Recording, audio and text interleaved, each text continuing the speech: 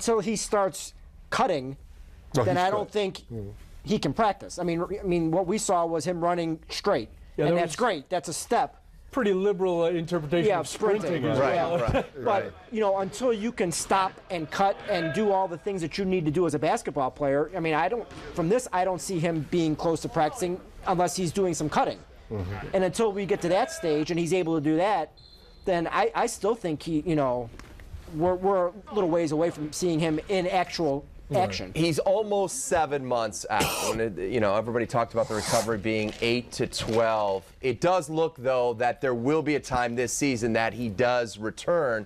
And if that is the case, it would be huge for him personally and for this franchise going forward, because he could get past that psychological issue that you need to get through when you go through this type of injury, to get out there and play, be able to cut, take some contact, go to the tin, and fall down and get back up. And that way, next year when you start, he doesn't have to get over that hurdle as well. You wonder whether, when he is ready to come back and play, if this team is on the cusp of, if they're like sitting 8, 9, 7, and that. Yeah, that's a good.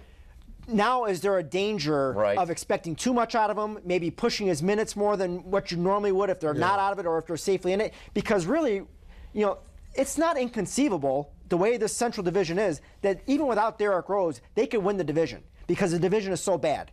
It's a very win. And now I don't see it happening. Now who's going to win it? I don't see it happening. Who's going to win it?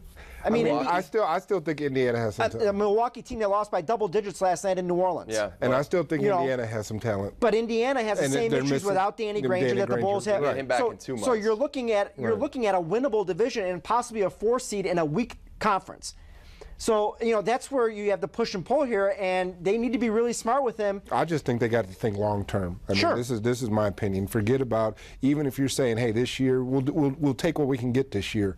You're looking at long-term future for this guy. I mean, he's still a young guy. Because we don't know what kind of player he's going to be when he comes back. Right. We have no idea.